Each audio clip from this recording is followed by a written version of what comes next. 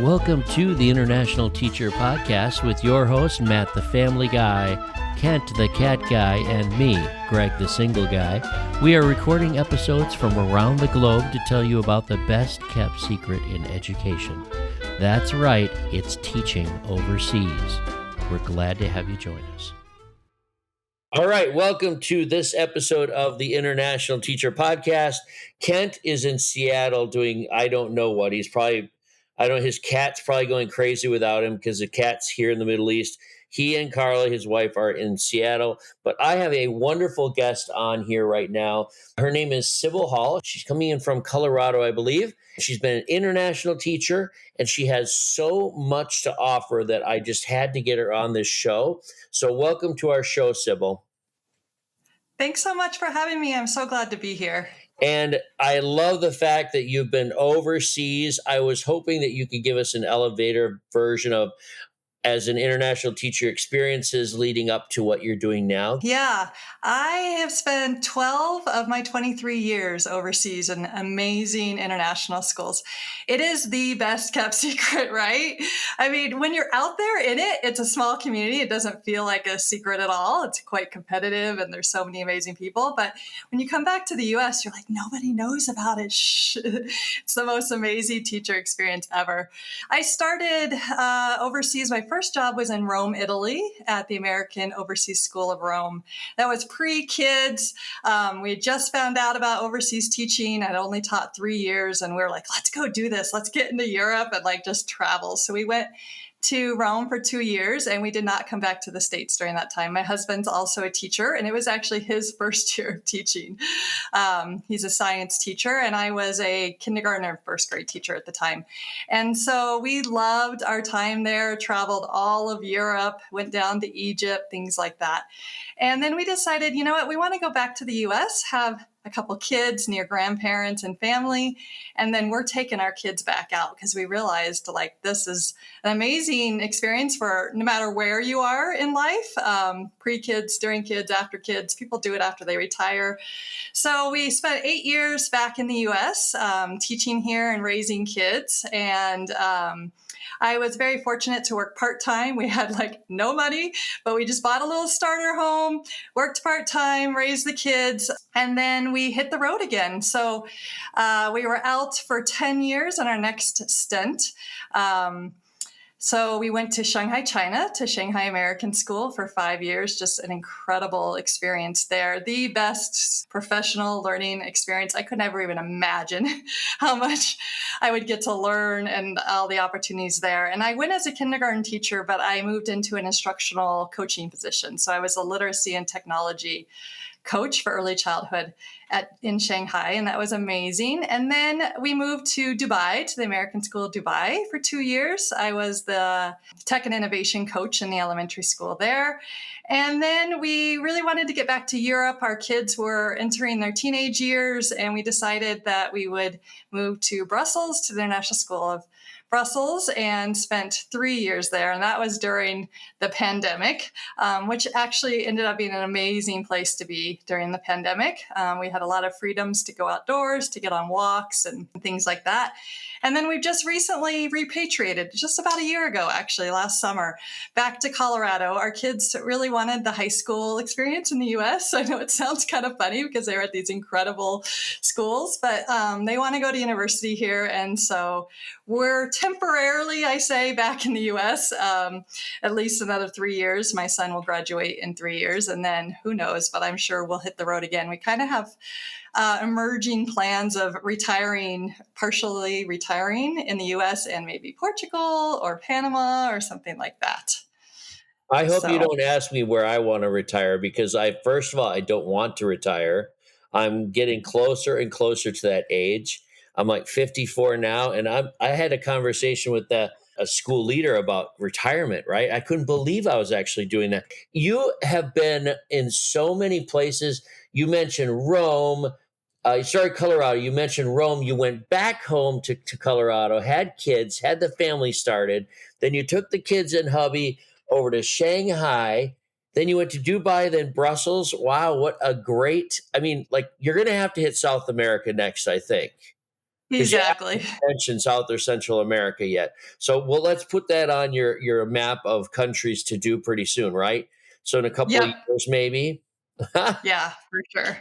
For sure. There's so many beautiful things to see down there. Actually, if you want to, you can just go to Miami.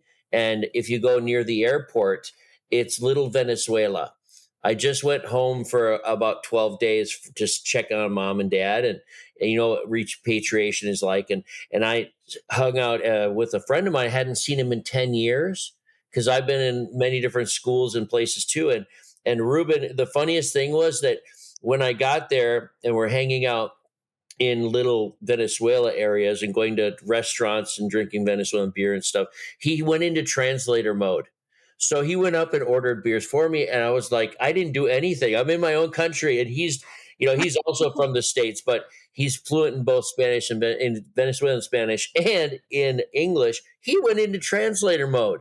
And it took me a That's moment there. funny. I was like, what's going on? Why are you translating again, dude? It was so much fun. Right. Me personally, I haven't done the thing where you repatriate for a couple of years and have a family and then come back. It's a very popular thing to do. And I know a lot of our listeners are overseas teaching already and some are thinking about it, but that's a possibility that's real.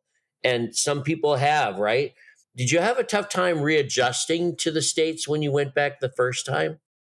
That's a great question. People told us if we went back home, we would never go back out. And we're like, absolutely not. We Yeah. just really look at our life like kind of 1 year at a time. And it's a cool way to live it. Like we have the big picture and then it's like 1 year at a time. So really we like lived the American dream when we went home. We were young. We were like, we're going to have kids. So we bought our first home.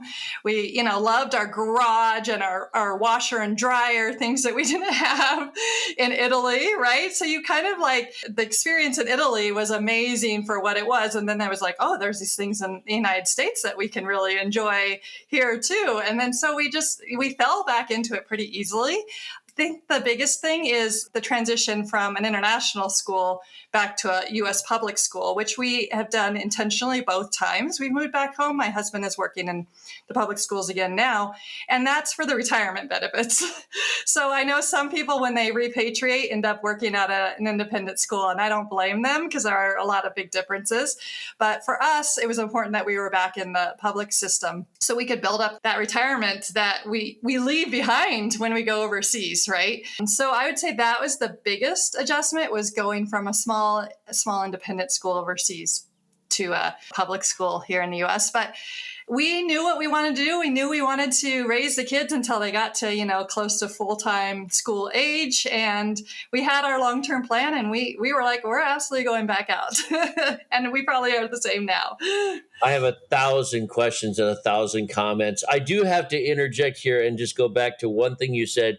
You were living in Italy, went back to the States and a washer and dryer. We do have to make sure that the listeners don't think that Italians don't have washers and dryers. Right. Is that they're really tiny and you don't always have a dryer. It's like, yes, we did not have a dryer, and our jeans would be hanging outside drying. And if it rained, you started that 2-day process all over again, right? I don't know about you, but I'm a little bit bigger than the average Italian width wise. And I couldn't find any clothes in Italy if I did ruin something that I was washing. But that's another story. I love and miss Italy so much. I think everything feeds into your book. You're a new author, and I'm so excited because you did send me a preview copy of it, and I've been reading it. Literally, you're a great author.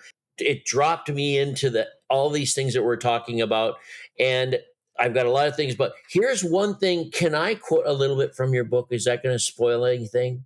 No, please feel free. This is so funny because this is about what we just talked about. You've been living overseas with your family, and this is something you wrote about. And I quote, it says, for us, traveling back home has become more than just a tradition. It's a way to grow and find joy in life. It's an opportunity to escape the mundane and embrace the unexpected. We're always looking for new hobbies, adventures, and experiences that we can share together. Other people might think that's backwards, that you are going back home to escape the mundane. But to me, and living overseas, I totally agree with you.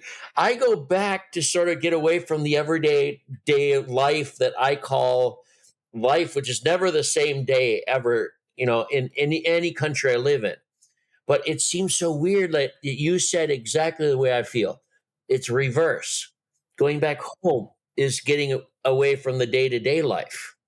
Yeah, isn't that interesting? It's such a unique perspective that we have as international teachers, and having lived in countries and cultures that are so different from ours, even in little ways of doing your laundry, right? Like my expectations overseas, I don't have expectations. I'm just pleasantly surprised when something works because I don't know what to expect most of the time. Even if I've lived here for 6 years in the Middle East, I can't expect it's going to work the same way tomorrow. I mean, there's some basic things that do work, but I'm just pleasantly surprised. When I go back to the States, I have these high expectations that things are going to be sort of working and there's a different attention to detail and logic. But slowly the States is changing and my logic is starting to change. Like expectation of logic is starting to dwindle a little bit in the States. Does that make sense to you? Yeah, yeah, that's interesting. Can we talk about your book? Because of all the people we've had on our show, there's very few authors. We did have Andrew Hallam. I've had my friend that paddled across the Kailash. There's a couple different episodes with authors, and I'm excited because you have so many things to offer teachers in general, not just international teachers, but anybody that's a teacher as well as international teachers. And I think you're going to drum up some enjoyment in like this questioning of what is international teaching.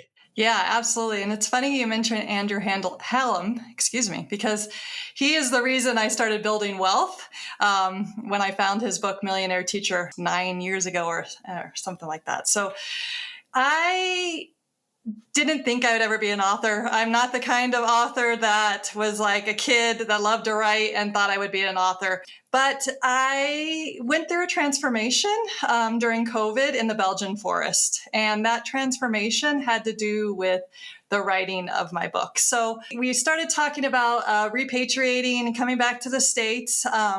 I absolutely love teaching. I absolutely love being an instructional coach. I was an instructional coach for 8 years overseas.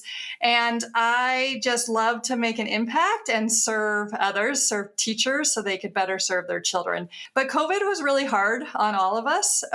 And it was incredible to be overseas and to watch your overseas friends in all of these different countries, how unique and different their experiences were. Like that would be a whole nother story on its own. I was in a situation where we went home, we were teaching from home, just like you and everybody else probably were. I found joy in that in many ways, and I found a lot of stress in that. I was suddenly on all the time. I knew I wanted to do something different, and I knew I wanted to continue to help teachers and people. And so I decided that I wanted to write a book. And I found a book coach, Azul, who actually leads Authors Who Lead. And he was an instructional coach in Shanghai with me as well. I got fascinated by the idea of like, I could still be a teacher and a coach to other teachers in maybe a different way. And so I decided, you know what, I'm going to just like push myself and really challenge myself to see if I can write a book. I had no idea what I was going to write a book about. I thought it might be like a book about a pedagogical book for teachers, because that's just really what I practiced during the days. But anyway, I went out into the Belgian forest and I recorded myself with AI so it could transcribe it. And I just talked. I talked about life in the pandemic. I talked about my journeys overseas. And what came out of that was a book for teachers on well-being, because that book really healed me and helped me find myself and learn to take care of myself and teach at the same time. So I started writing the book a couple of years ago, kind of near the beginning of the pandemic. And then I was asked to go back to the classroom June of 2020. In Belgium, it was really important to get the kids back in school. So we went out of school in March and I was back in the classroom in June. And you can imagine that was a terrifying experience. But what I found when I met those students back in the classroom, only some returned, and I had 10 kids across 2 classrooms, all the craziness that happened, was that the kids were so grateful to be there and so grateful for me being there, because kids understood that it was even a scarier thing for the adults, right, that were being asked to come back to the classroom. And so that was really my ignition of wow, these kids really do rely on us as teachers. I knew that obviously as a teacher all these years, but I realized that I could have a bigger impact than I was even making at the time. I decided to tell my stories of finding myself and learning to take care of myself, and exercises and journaling and things like that, meditation, that I could share with others to inspire them to better take care of themselves as well, because we have a real epidemic going on right now with teacher burnout. So my book is called Burn Bright, Not Out: 35 Lessons to Cultivate Teacher Wellbeing. And that's really what it is. It's 35 stories of my travels and life overseas, and exercises for both the teacher and their students. Because I know as a teacher, we always give to our students. We always plan for tomorrow, whether we're helping ourselves or not. So I thought, if I am helping them plan for tomorrow for their students in a way that's helping their students be well, social emotional learning has always been a big, important part of my teaching, then I know that they're going to better take care of themselves too, because I literally learned that lesson from my students when I showed up back in the classroom June 2020. That's really where my book was born. And like I said, it came to be. I didn't know what I was writing even at the beginning. I was looking back at it, I'm like, oh my God, I have a teacher. I have a helpful guide here really for teachers. You're going to hit a big audience, and that was one of the reasons I wrote my book, right? But your book, what I love about it is that it's set up also with part of what makes you is nature. And not just because you're from Colorado, but part of your whole self-being is nature. So you even set your book up into 4 parts. It's according to seasons. You start with the fall, and you go through almost like an academic year, but you sort of lose that idea of academic year. It's more like, this is how life is. We start in the fall, we get ready. And then each section, you also have your, they're called mindset minutes, right? So there's a time where you have invitations for each section, the reader as a teacher or as an adult, what might work for them that's worked for you, and then 1 or 2 sections of ideas for students. I love the structure of your book as well as the writing. It's so easy to follow. It really is. Can you tell me about Fail Forward? Yes. Oh my gosh. That's one of my favorite concepts in the whole world, because I literally do it all of the time. So the idea around failing forward is that we all make mistakes, but we can reframe those mistakes as learning opportunities. So I have made so many mistakes, as we all do, and as those of us that put ourselves out there. Not everybody would move overseas and go be a teacher in another country. You have to be a certain level of a risk taker. And therefore, I feel like you're going to make more mistakes because you're taking bigger risks. I just love to reframe my mistakes as learning opportunities. Another coach and I in Dubai, Kara, we had a chart on the wall. We just charted together publicly our mistakes and what we learned from them. And that was so transformational, not only for us as coaches, but also for every person that walked into that room, to see us doing that, to see us modeling that we're all going to make mistakes. And it's actually a good thing to take a risk and make a mistake, because you can learn something really important from it. So that was the time when it really cemented to me how important it was that we reframe our mistakes as learning opportunities. And I have all kinds of big and little stories where I do that. But the practice of doing that, I challenge you to just do that for a week. Write down your mistakes, no matter how big or little they were. And maybe you know right away what you learned from it. A lot of times you don't know till later. And that's kind of a cool thing because you can see patterns between your mistakes. You can see things you learn from them, and you can see like what was a mistake that really didn't matter at all and that you don't need to spend time worrying about, because that's what happens, right? When we mess up, we end up beating ourselves up. We have negative self-talk. We don't treat ourselves well. And that's useless, right? But you can start to see that when you actually record those mistakes. Oh, that was so little, it doesn't really matter. Or, oh gosh, I'm glad I did that actually, because now I understand this. I think that I can speak for my two co-hosts also, because I know both of them really well. The What we do is, what each one of us, I've noticed, is we don't write them down. We just talk about them, right? Like Matt will Yeah. call me up one day and he'll be like, "You wouldn't believe what just happened, what I did." And he did something, he had to learn from it, but he sort of shares it with me to share. It's a little story. It's an opportunity to be like, "Oh my God, I did this." And Kent, he'll come running into the classroom and just like this big ball of energy and say, "You won't believe what I just did." Right? And he'll be the first person to be like, "Of course it was me that did it. Of course I Right. did this." And I'm the same way. Well, we share those. I think the difference is the person that maybe needs to explore this more, that doesn't learn from mistakes or doesn't identify their mistakes, or somebody that feels like a failure instead of feeling empowered and learning from it, right? That glass half empty instead of glass half full. But Exactly. writing it down would be a very good idea for that kind of a person. And that's why you're an instructional coach. You're a life coach, basically. I don't know, when did that become Yes. a thing? And by the way, when did life coach become a career? I don't know. I know that instructional coach has been around for quite a while, and it really Yes. helps teachers because it's usually an experienced person that is successful, and they can share all of their great things and their failures with other teachers, especially new ones like mentors, right? Absolutely. So I'm going to shoot another one at you. This is also from your book, Two Feathers and a Rock. Yes. I love two feathers and a rock. So, what the concept of that is, and we do this at our dinner table, even with my teenagers. I've got a 17 and a 15-year-old, but we've been doing this for so long that it's just what our family does, and it's so healthy. The idea behind that is that we share two feathers, two things from our day that went well, that made us happy, that we feel good about, and then one rock, one challenge or somewhere that stopped us, things like that. And the idea behind it is that we start with the positive. We have more positives than negatives, but we also have to should, for a healthy reason, talk about those challenges or those negative things too.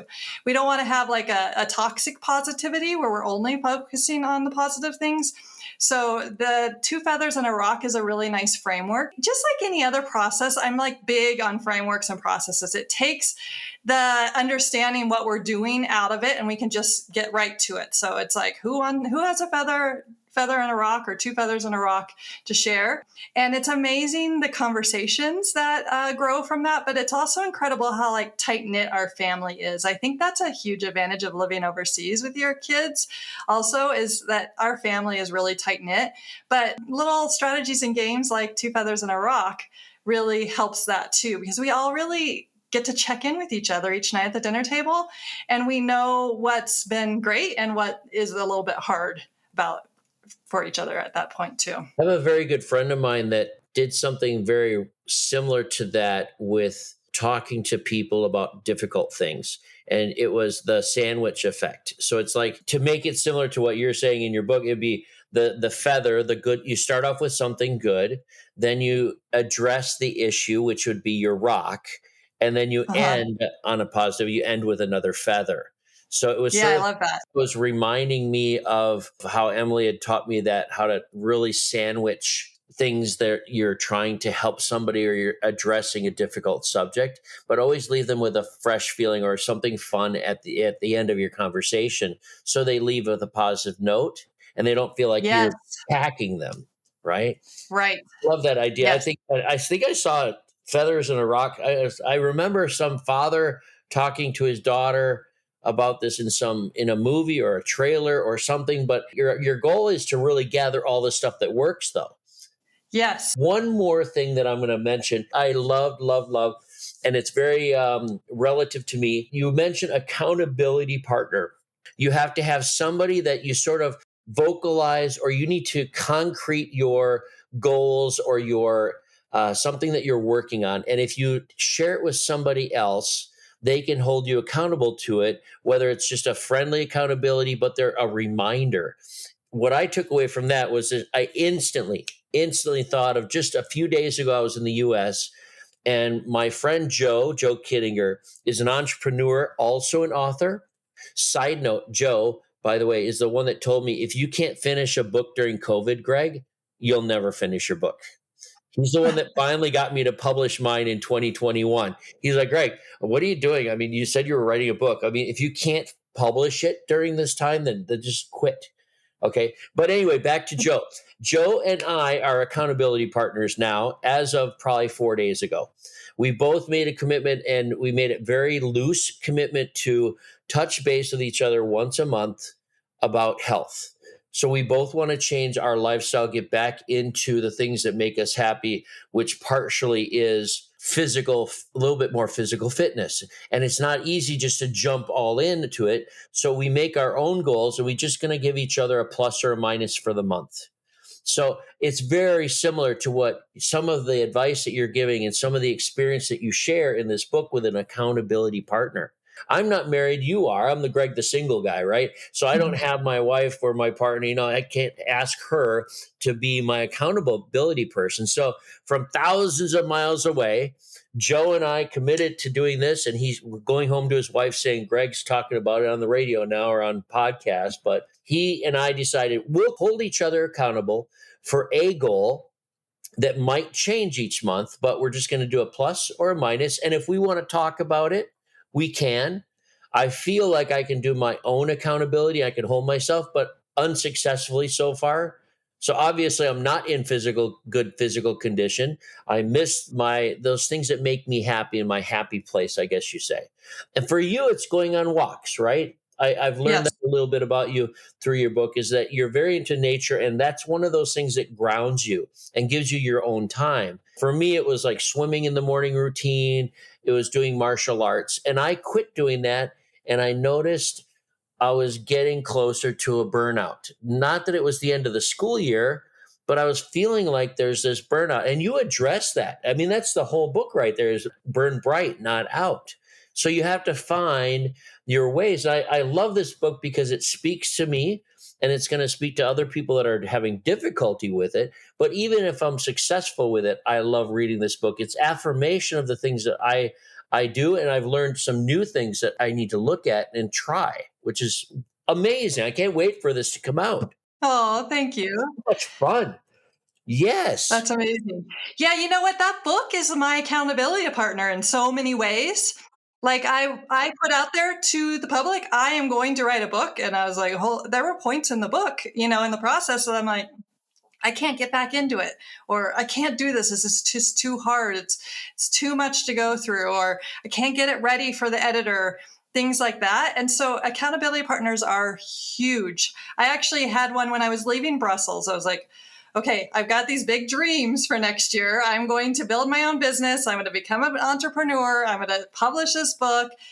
I was scared. And, even with my husband, I need more than that. So one of my good friends, Desiree Daring from ISB, she was like, let's be accountability partners. Let's do it. And we just did simple WhatsApp messages, and I set deadlines. Like I set a deadline that I was going to get it to my book publishing team, and then I would just check in with her. So a big part for me is making mini goals to meet that big goal, because it gets so overwhelming. Like, I need to lose weight, or I need to get this book published. It's overwhelming when you only look at it at that level. But when I break it down to little bits and I share that with somebody publicly, ideally one-on-one, but even just saying it to a group helps me a lot. It's so much more attainable. Okay, I can do 20 minutes of yoga every day. I can keep doing my walks. I can edit 2 or 3 stories a day. And so that continues to be huge for me. And those of us that are teaching couples, we need somebody outside of our relationship as well, oftentimes, because it's like we're at school all day, then we go home and talk about school. Like, no, that's too much. So having somebody external for that reason is really helpful too. But you gotta put it out there. I do anyway. Otherwise, it's just like nobody knows I was going to do that. I'll just let it go, right? My best accountability partner when I was a homeroom teacher in third grade a few years ago before I went specialist. And my best accountability was my students. So I Yes. feel like I'm going to lose 20 pounds by Christmas or something crazy, just as an example. And Yeah. I had one kid every day is like, how many did you lose? How are you doing on yours? It's like he's giving me a spelling test routinely every week. He was Yeah. always in my face going, did you get your goal this week? I need to see your weight log. I'm like, I'm not sharing that with you. But this little guy, and the class as a whole, I'd be like, at the end of the week, we'd be talking, or in the beginning of the week, I'd say hello to the class. And inevitably, one out of those 20 little ones would be like, yeah, raise their hand and say, yeah, I was wondering, are you okay on your goal? Where are you on your goal? I was like, ah, what a commitment that was. And sharing it with somebody, though, right? Making it Yeah. public, just like the other things we've talked about. There's the feathers in a rock, even if you make it public somehow, just to a group or to another person, it makes it real. It does. And our brain doesn't know the difference. If we are putting out these experiences and these thoughts, our brain is registering them, right? Like they happen. So it's really important to get it outside of yourself and just saying it out loud. I'll say a lot of things like in the shower. I just talk out loud. Even I used to record them all, but then I never used them, and I realized it's just the act of saying things out loud that helps my brain really understand it and process it, and it shows up later, even if I didn't do anything with it at the time. Just by verbalizing it, it helps so much. Let's actually stay accountable to it. Or think about if we don't want to do it, right? That's fine too. Yeah, sometimes the goal isn't realistic, and you figure that out, and you Yeah, talk about it. Somebody might call you on it, saying, "No, that's not realistic." exactly. Maybe rethink that. Check back with me. I want you to think about it. We'll take a moment's break now to remind you how to reach out to us. Of course, you can address any negative comments to Kent, the cat guy. We do love to hear from you.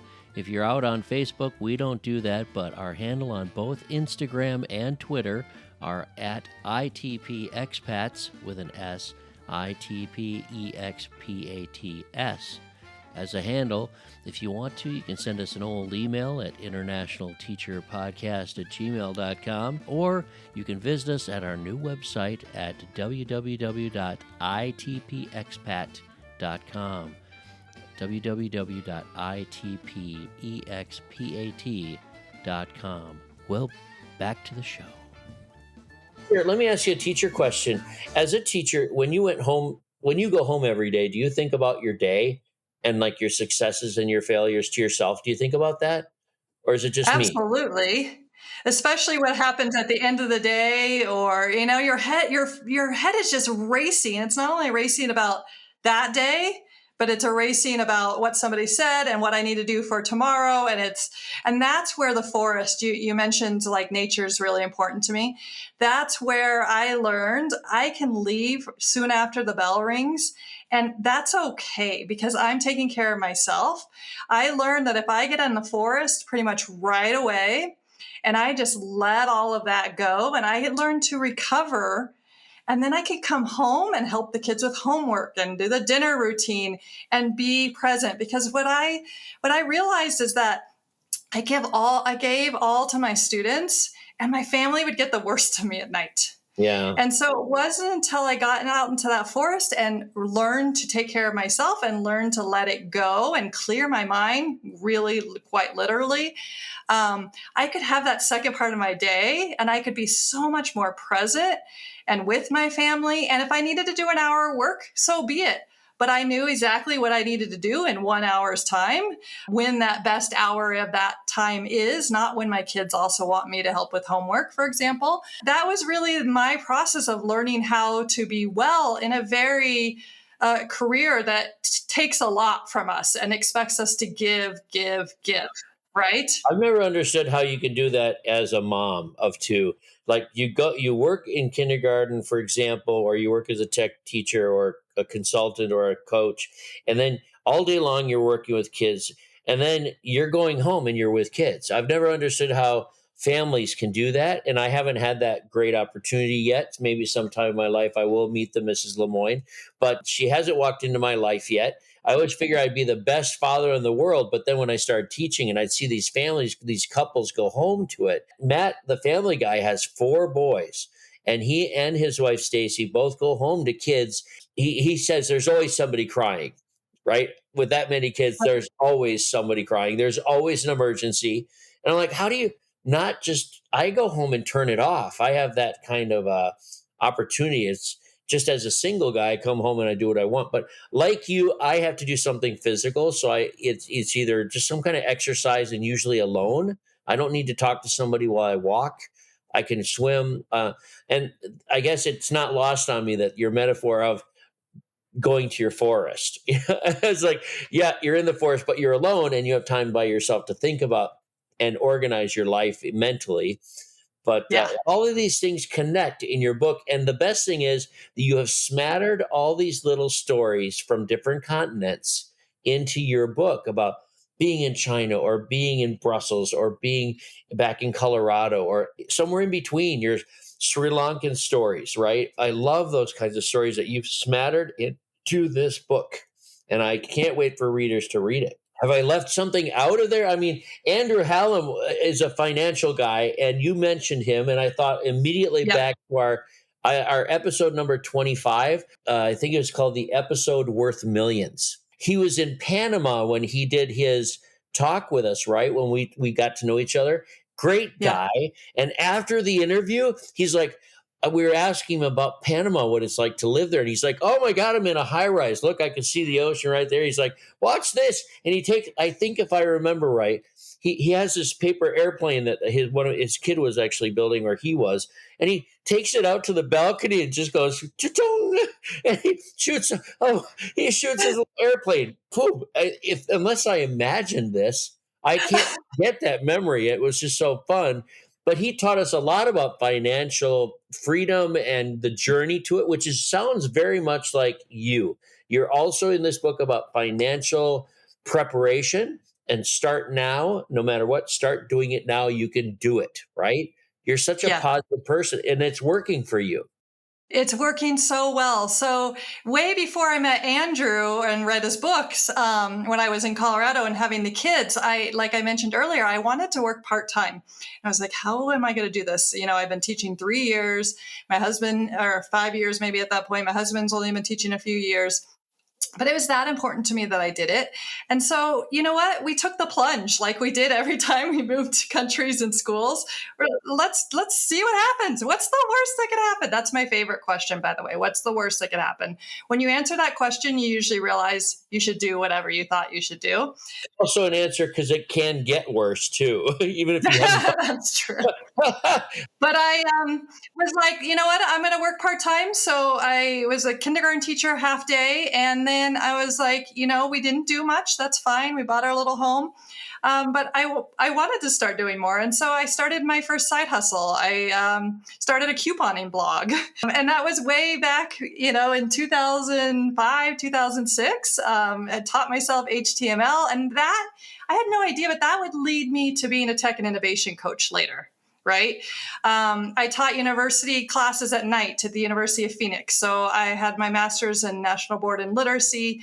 I now consult internationally in literacy. And so that was my specialty. So I was like, you know what? I can teach classes when the kids are sleeping. So I really had that in me from the beginning. And then I read Andrew's book, Millionaire Teacher, when I was in Shanghai and starting to bring in more money because in Asia, my salary just increased. I not only went full time, but it increased like I could never imagine. Like we had no idea what it would be like to make a salary like that. And then I read his book and I was like, wow, I can make my life whatever I want. So really started investing in index funds at that point, and we bought an investment property that we now get to use more ourselves here in the mountains of Colorado that brings us in passive income every single month through Airbnb. So that's really led me to where I am now, building the Wealth and Wellbeing Collective and putting out this book about well-being for teachers, because teachers need this. Like in my instructional coaching, you couldn't coach a teacher about their pedagogy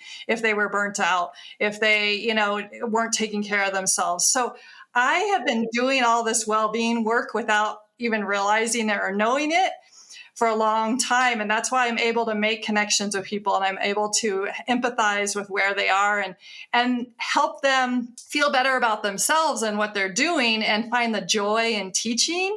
And then we can get better at teaching kids to read or get better at whatever it is. And so I just feel so grateful that I have the opportunity now that my family has built enough wealth and well-being that I could not take a job in the school this year and put out my book and start an online business, helping teachers do the same, because it's possible.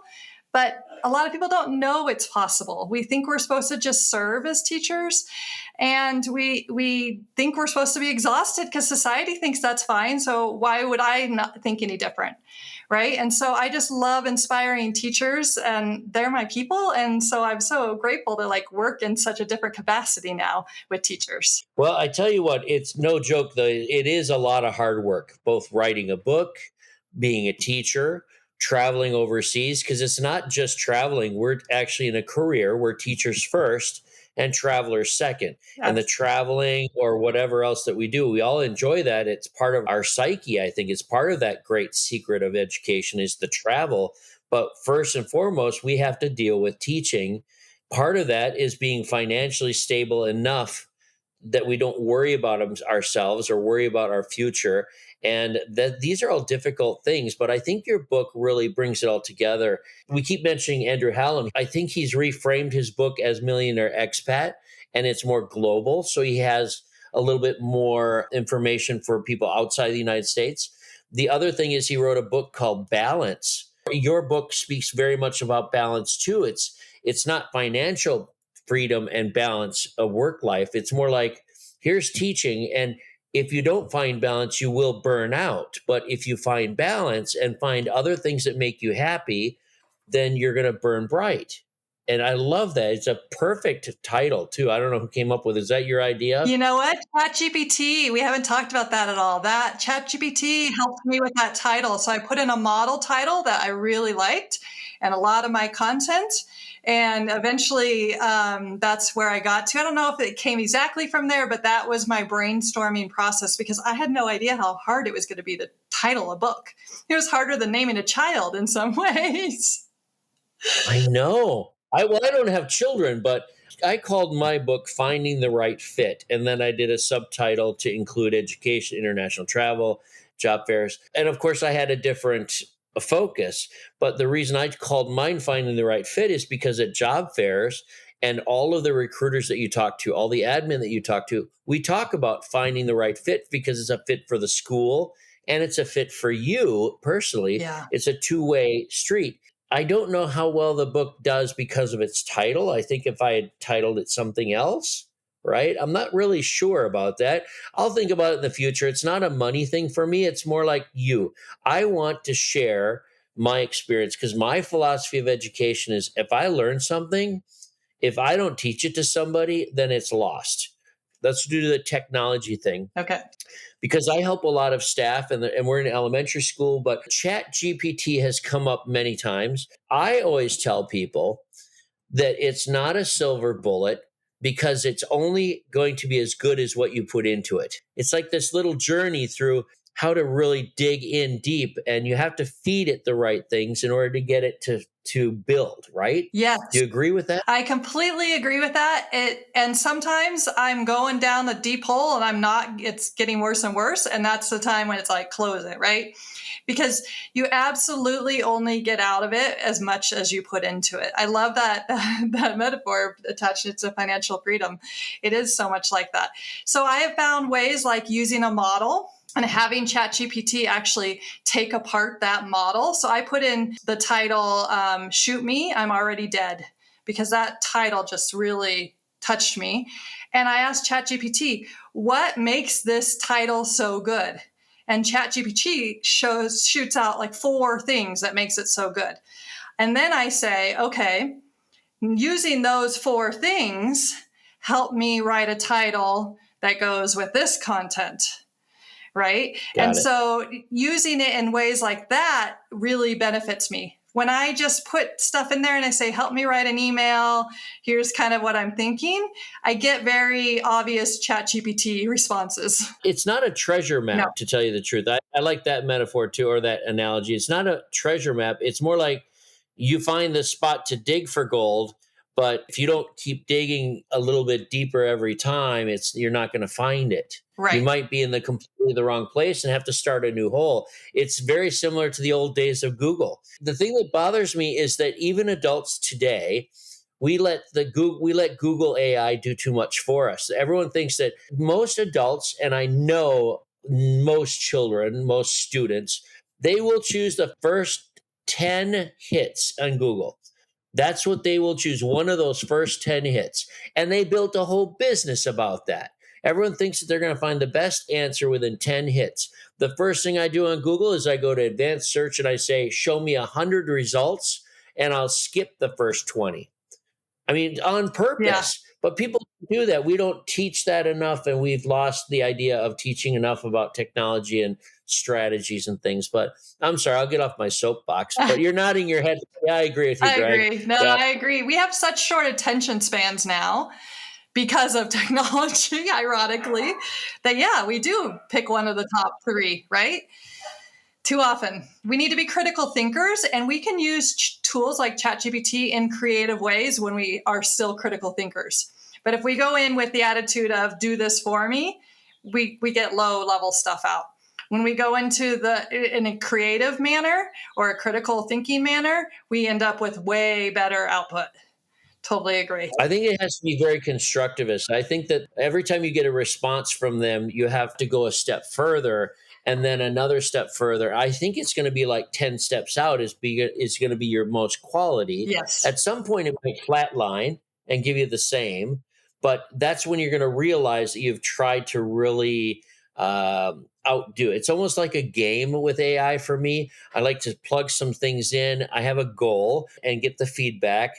Then based on that feedback, I'll keep going and digging deeper and see if I can challenge it. And at some point, you sort of flatline. That's it. Yeah, right? I would agree. Oh, Yeah. Wow. You've got your book, you've got your business. Tell us more about what you're doing on the side, because part of your financial goals are you say to people, you can do this. You can do a job on the side. Yeah, great question. So I'm building a business to help teachers build wealth and well-being, like I said. But on the side, while I'm building that business, and in the last few years, while I was still teaching and instruction as an instructional coach, I've been making multiple streams of income, building multiple streams of income. So I am currently a online mentor and coach for Modern Classroom Project, which is blended learning mastery based. So I continue to do that all from the computer. I love that because I get to work with teachers on pedagogy, which is where it's at. And then I'm also a international consultant for Aaron Kent Consulting, a literacy consultant. So I get to go to the Dominican Republic. I went 5 times to the Dominican Republic to the Carol Morgan School last year. Incredible. They brought me in 5 weeks to work with their elementary teachers on their literacy instruction. So those are my side gigs that I'm doing right now to continue to bring in money, because I have to continue to build that wealth and invest every month to meet my goals, because that compound interest is where it is at.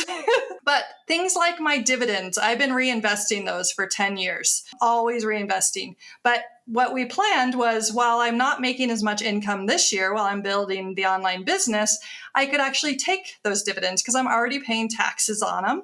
It doesn't hurt me. It hurts the investment, obviously. It grows a little slower, but I'm making intentional moves like that. Once I start making more for my online business and my book and things like that, then I'll just put those right back to reinvesting, right? So I'm always trying to be strategic about my situation in this moment, in this next year, what I can do. I ran a beta course for teachers in the fall, really about helping teachers find their passions and figure out what kind of side gigs that they could do to fulfill themselves for the part of teaching that they love. Maybe it's building curriculum. Maybe it's helping other teachers, coaching other teachers online. When my coaching position went away, I was like, I got to keep coaching teachers. So that's when I found Modern Classroom Project. I was like, I can coach online, teach fifth graders during the day. The course went really well, and there was a need for it. So I really kind of checked the validity of my idea. Do teachers want this? Is there a, an audience out there? And particularly international teachers. Like you said, my book can really serve international teachers and local U.S. teachers. But my experience, I mean, I guess it's half and half, but in heart is really those international teachers, especially around the wealth, because a lot of people are giving up pensions from their home countries to go teach overseas. And Andrew started me on that journey, and it's just been an incredible journey. And I was like, I can do this.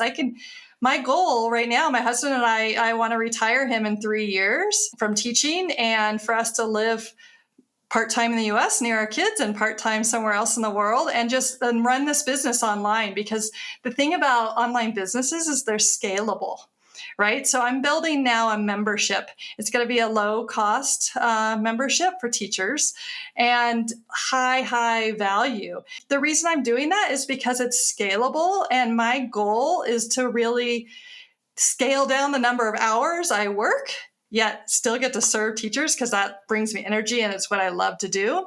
And up the hours that I'm playing tennis with my, husband and doing all those other things. This is a way I can do that. So I'm launching the book in August, and right after that, I'm launching my membership, the Wealth and Wellbeing Collective for teachers.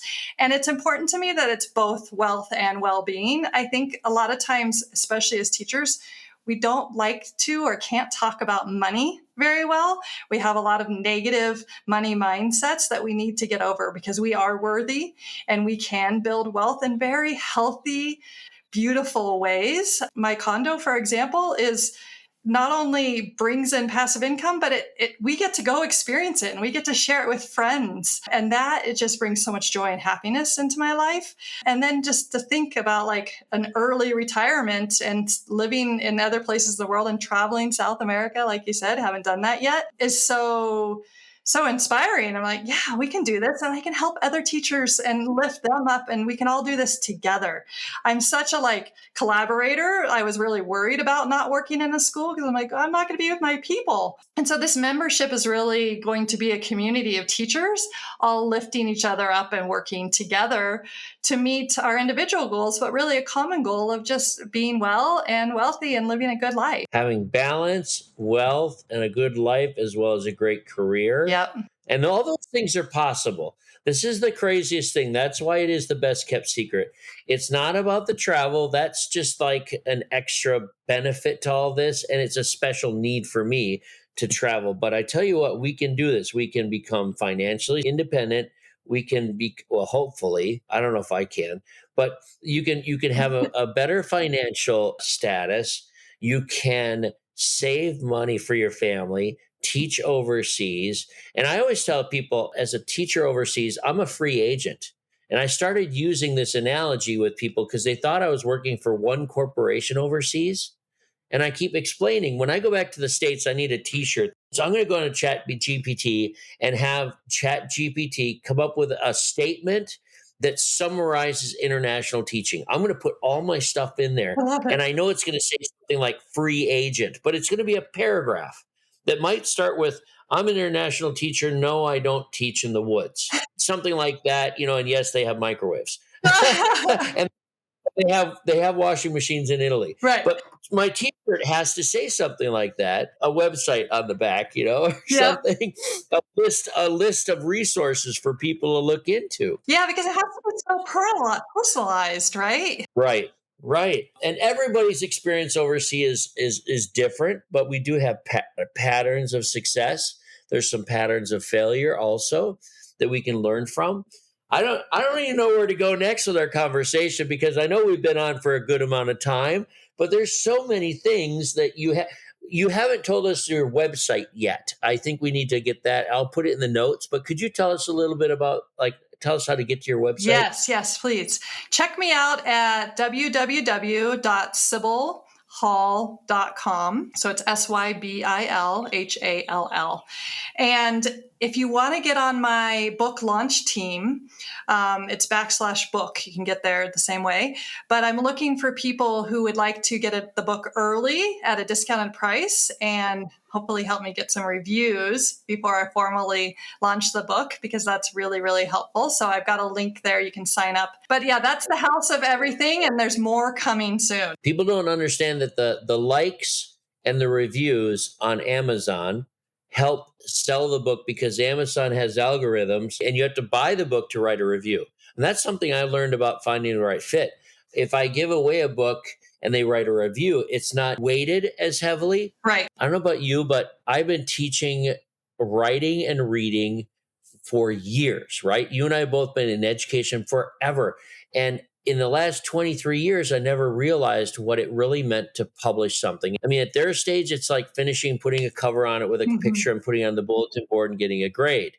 But for us, in real life, the publishing journey is so immense, isn't it? It's just a mind boggle of how much you have to go through to get a book from a manuscript that's finished to the stages that lead up to actually launching a book.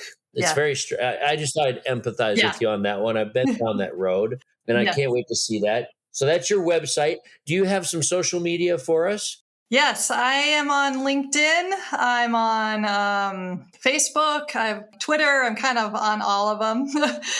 It's all Sybil Hall. So just my name. You can find me. Yeah. One other thing that we normally do on our show, and I'm going to put you on the spot, it's overseas teaching experiences with police. You have any stories? It could be a police or a customs story. And we're not asking for personal information like you're being chased by the FBI. We're just talking fun little stories. Do you have one to share? Let me see. You know what first came to my mind was we were actually leaving Dubai, moving away, coming back to Colorado. And I was at the airport and we were right at the gate. But there was one more police check. And I was like, this is interesting. What's this one about? Right. I think we put all our stuff on the side there for them to check if they wanted to. And they said, hold on to your cell phone. And so I had my cell phone and the lady asked me for the cell phone. The police officer asked me for the cell phone. I hand it to her and my screen goes on. And she asks me, were you at a camel farm in the United States?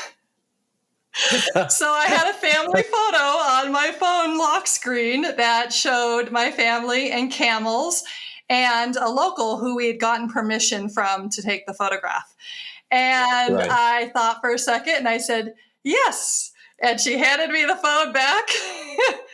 And there I boarded the plane. And I was like, wow, the things that you don't even think about. I don't know exactly what she was looking for there, but there are a lot of different rules in different countries.